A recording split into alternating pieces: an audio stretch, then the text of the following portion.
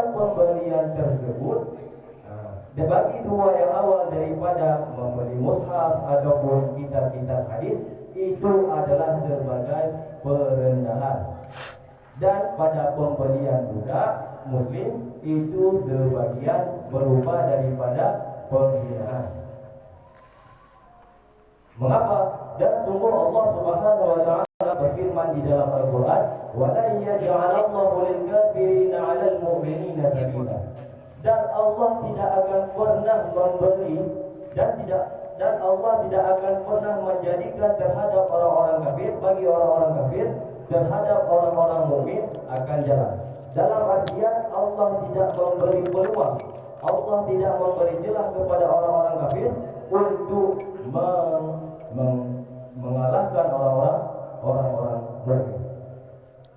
Dalam hal ini, seandainya si kafir tersebut sah pembelian mushaf ataupun kitab hadis ataupun budak muslim, berarti mereka telah memiliki celah ataupun peluang untuk menguasai muslim. Begitu.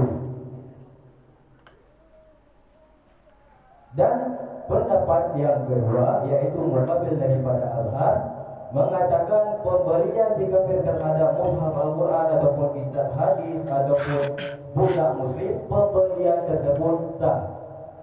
Akan tetapi setelah pembelian tersebut, diperintahkan kepada kafir tersebut untuk melepaskan hak miliknya daripada tiga benda tersebut, yaitu mushaf Al-Quran, kitab hadis dan budak muslim.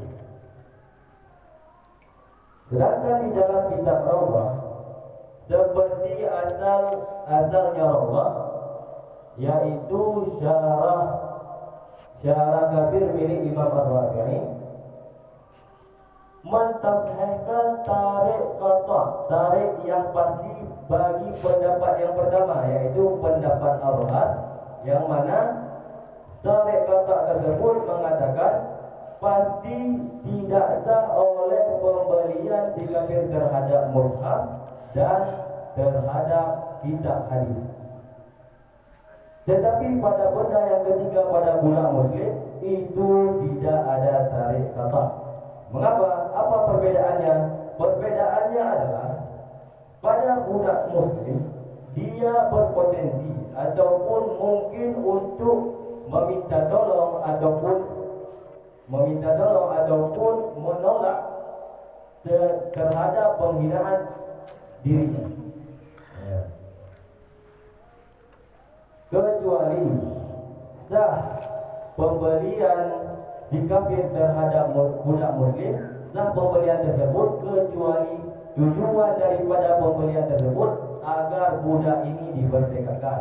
Contohnya, yang membeli budak ini adalah ayah daripada si budak, ataupun yang membeli adalah anak daripada si budak. Maka oleh karena itu sahlah pembelian. Mengapa sah pembelian ketika itu? Karena ternafi penghinaan si kafir dengan dia tidak selama-lamanya memiliki si budak muslim tersebut. Mengapa? Ketika budak muslim tersebut telah merdeka, maka hilanglah kepemilikan si kafir tersebut. Sedangkan pendapat sani, yaitu pendapat yang kedua, yaitu Muqabil daripada Al-Har, mengatakan yang sedemikian tersebut juga tidak sah pembeliannya. Mengapa? Karena di dalam pembelian tersebut juga masih ada unsur penghinaan. Dia tidak sunyi daripada penghinaan. Dan pada kasus yang kedua mengatakan tidak sah pembelian si kafir harbi akan senjata. Mengapa? Karena si kafir harbi dengan adanya senjata di tangan mereka, mereka akan memerangi umat-umat muslim.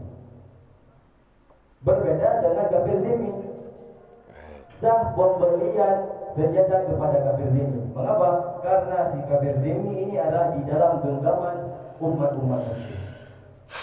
Mereka di bawah derajat orang-orang muslim. Mereka harus membayar pajak ataupun dan lain sebagainya.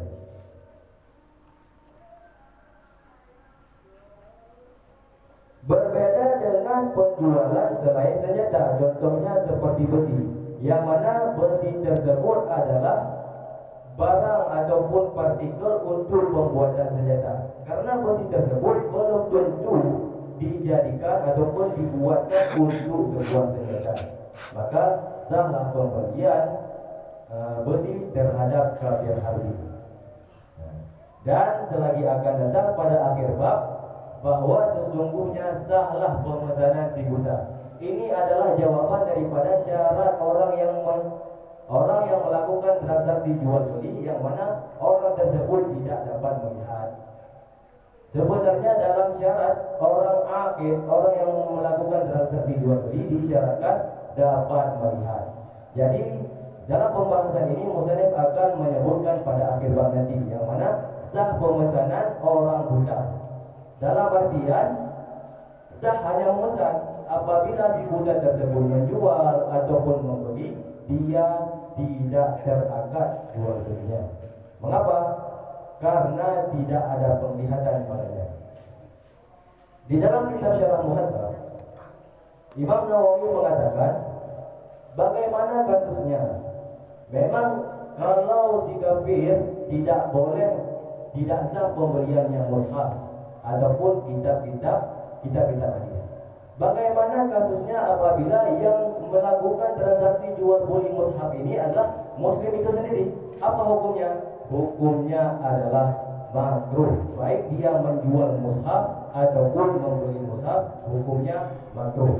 Sedangkan menurut pendapat Qil, menjual yang makruh hanyalah menjual mushaf, ketiadaan membeli mushaf.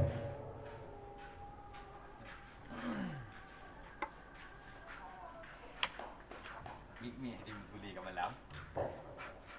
Test. Dia bawa dia dia. Ha? Kau dalam. Test. Yang mimih dia boleh kat malam. Dia. Test. Dia apa? Mama dia.